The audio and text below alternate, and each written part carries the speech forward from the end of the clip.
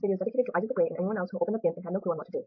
Hey guys, so today I'll be doing a GIMP tutorial. I planned on not doing this because there are a billion up there, but a friend asked me to, so here I am. If you just want a white screen, you're gonna click new, and then you set the height, the width and height you want. So say you want a thumbnail type size. This is a bit big for that, but yeah, you would just adjust that. And then to draw, there are 3 different tools. There are the calligraphy pen, the paintbrush, and the pencil. So the pencil is a bit rough, you can see there, and then this is more smooth, and then the calligraphy pen is here. It's also quite smooth and thinner because it's a pen. So there are 3 different brushes. There's there are several different brushes. There's like the star one, there's the opaque one, there is the thinner one and stuff like that, and there's like a bunch of stuff you can play around with it. Like that. And so yeah, change the color to go like this. There is whatever you can find here. These are your passy colors, so you click one of them and you find the brush you want. To undo, you click this Control Z, or you just go back to the place you want it to be, and it erases. And then so yeah, you would there's a fill tool as well. You can change the size here for your brush and stuff. I'm gonna use the coloring, I guess, and then you would just draw a circle, whatever you want, and then you fill it with this. You can use the pattern which you choose here or here, and then say you want, I don't know, this nice looking pastel stuff, and you would just fill it, and it would fill. If you have any cracks, like let me erase it, like right here, it's going to fill the whole entire screen. So just be careful of any cracks you may have. So then again, Control Z. It might lag a lot if you have a bad laptop and the background you undo, which will lag a lot. So then again, undo, and then you can move the layer around by doing this and stuff. And Control Z again if you want to keep it that way. You open as layer. If you don't want to do open, because then you'll open as a totally different tab, as I can demonstrate here. Yeah, as you can see, it's a totally different new tab, so you don't want that if you just want it as layer.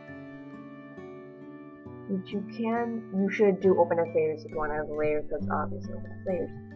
And so it'll open, and then you can, if you don't like the size of it, you can either do tools, layer, scale layer, and then you would do whatever the size you want it to be. So there you have it. I'm scaling it to 2000. It might take a while depending how much you scale it. So there it is. It's much larger. Again, move around using this tool. Again, it will lag maybe if the file is very big. And then so once you can also scale it by doing transform tools. There's a bunch of different options, and then click scale, and then click the layer you want to scale, and then you would shrink it like this, or you can do the numbers again. So, but that's your choice. Normally, I pick the numbers because you can get exact rather than relying on your finger and how good you are and that stuff. And then again, it says you're drawing, right? Yeah, but you're actually not. You're drawing on this, so you want to click. So you want to click on the layer you want to draw on. So there it shows you. If you want this in front, you click the layer and then drag like that, and then yeah. So there's a bunch there. You can flip this. Oh, clicking that. See what I did there? You can flip this. You can change the perspective. Yeah, you can see I change perspective again. Control Z if you want to undo. It can take a while. Like you can see it floating. For gradients is a pretty handy tool. I like to use it a lot. So what you would do is you click your gradient. You can pick the one like the foreground, which is green, in the background. So this would be like completely like just no smooth smoothing. And then so you could also do a much smoother version. Foreground to background RGB or whatever it's called. and then see how much smoother it is. You can also do a transparent one, so which basically it will look like a green going to transparent. It doesn't look like that because the transparent is. Oh, and also because I have a blender. So here's what the transparent one looks like. Okay. So here's what it looks like. It's sort of like a hue or whatever. It might be pretty cool for thumbnails and stuff. And then Control Z, and then gradients is pretty cool, but this is sort of useful too. So basically, you can only draw on this part. Like, say you want to draw outside, you can't do that. You can't. If you're done using that, just go like this and put it around the whole layer. This is lagging. Sorry. Like that, and then you can also just redraw your polygons in whatever section you want to draw in, and then you go to the oval version and stuff like that, and you can just fill it with whatever you want. New layer, you just click this little button, and then you can take background, foreground, white, transparent. I normally do transparent for my speed art stuff. And so you would do this, yeah, do that to fill, if you just want to fill that little section. And then you can do the pattern, the background is white, so it'll turn to white, I'm pretty sure, yep. And then you can do foreground color, whatever you want. Gradients also work using this too, so it's a handy little tool. There's a billion stuff on this. You're gonna have to play around with it if you want a more detailed thing, or check some other tutorial which is like 40 minutes long. Maybe the reason why I created this in the first place. Oh yeah, text. So you choose your color here again, like you choose your color for everything else. You're gonna change your stuff here and stuff, but you can change it here as well. So you could flag it a bit, and I'm recording probably, and then you highlight it, and then you can change the size over here, and then you can make it bold, italic, cross out, whatever. And then you type in the font you want, which you can take a sneak peek over here. Like, say you want PV.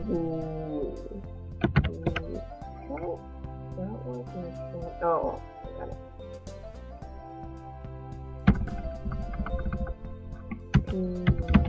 Yeah. And so you change it automatically. You can, again, yeah, you could just do this and stuff. You can change the color here too as well. Click here again, choose whatever you want, and then click here, and then yeah. If you want a layer on top, if you want an under layer, again, you can just do that because it technically stands for another layer. I'm gonna do it this way first. So yeah, to delete it, you click the trash can.